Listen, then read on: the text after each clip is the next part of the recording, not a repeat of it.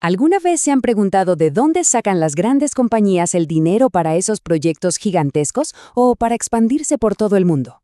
Pues no es magia, es una decisión fríamente calculada, una elección de muy alto riesgo conocida como su estructura de capital. Y créanme, esa decisión lo cambia absolutamente todo. Bueno, vamos a meternos de lleno en esto. Absolutamente toda empresa, desde la que empieza en un garaje hasta la corporación multinacional más grande, se topa con esta pregunta. Para poder innovar, para expandirse, para competir, necesitan combustible. Y ese combustible es el capital. Este es el sueño, ¿verdad? Un gráfico que solo sabe ir para arriba. Pero ojo, detrás de cada una de estas curvas de crecimiento hay un montón de decisiones financieras súper importantes sobre cómo conseguir los fondos para que esa subida sea posible. Y es aquí, precisamente, donde entra en juego la estrategia. Porque no se trata solo de conseguir dinero y ya. Se trata de conseguir el tipo de dinero correcto para lo que la empresa quiere lograr. Y aquí tenemos nuestro concepto clave del día, estructura de capital. A ver, para que se entienda fácil, pensemos que es como la receta financiera de una empresa. Y los dos ingredientes principales son deuda, o sea, dinero prestado, y capital propio, que es el dinero que ponen los dueños o los accionistas. Y que quede claro, esto no es cualquier cosa, ¿eh? La mezcla exacta de esos dos ingredientes, la proporción de cada uno en esa receta financiera, puede ser la diferencia entre el éxito y el fracaso. Afecta directamente su valor, cuánto riesgo asume y, al final del día, cuánta plata ganan sus dueños. Entonces la empresa llega a una bifurcación. ¿Qué hacemos? ¿Pedimos un préstamo o vendemos un pedacito de la compañía? Cada camino, como se imaginarán, tiene consecuencias muy distintas. Miren, esta tabla lo deja clarísimo. Si se elige la deuda, genial, no se cede el control de la empresa. Pero hay que comprometerse a pagar intereses fijos, llueva o truene. Con el capital se vende una parte de la propiedad, pero a cambio hay más flexibilidad con los pagos. Pero aquí viene lo más importante, el impacto fiscal. Los intereses de la deuda se pueden deducir de impuestos, los dividendos no. Y esta pequeña diferencia, como vamos a ver, es gigantesca. Pasemos ahora a cómo una empresa puede usar la deuda como si fuera un superpoder. Uno que, por cierto, también puede ser pero muy peligroso. El apalancamiento financiero es tal cual como una palanca de verdad. Se usa la deuda para multiplicar la fuerza financiera. La idea es súper simple. Si se puede pedir dinero prestado al, digamos, 5%, y usarlo para generar ganancias del 15%, esta diferencia del 10% es ganancia pura para los accionistas. Y esto lo demuestra de una forma increíble. Si miramos el retorno sobre el capital, el famoso ROE, vemos cómo salta de un 15 a un 22%, solo por usar deuda de forma inteligente. Para los accionistas, esto significa que su inversión de repente está rindiendo casi un 50% más. Es una herramienta súper poderosa para crear riqueza.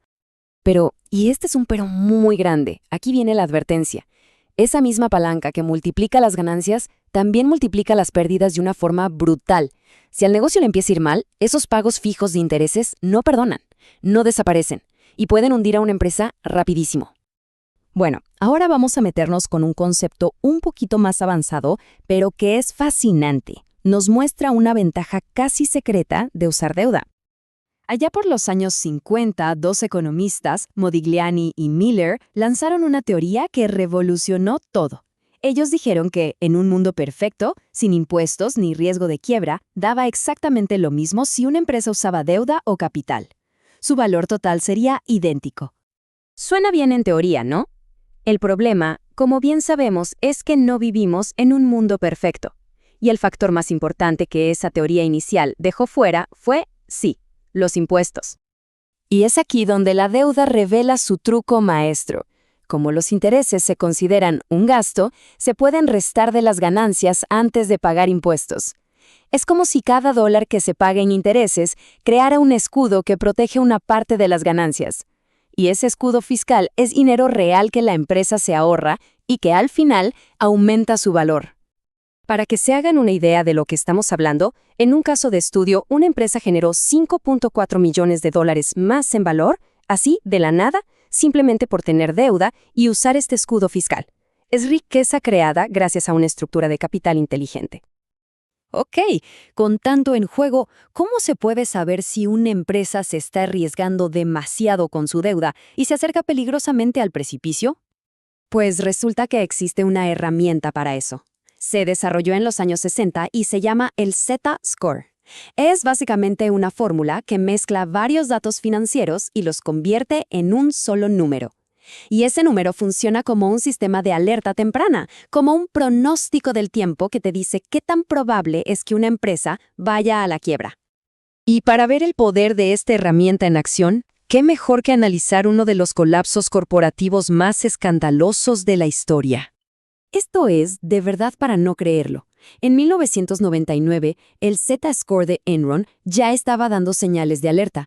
Para el año 2000, se hundió por completo en la zona de peligro. ¿Y saben qué es lo más loco? Que justo en ese momento, el precio de sus acciones estaba por las nubes, en su máximo histórico.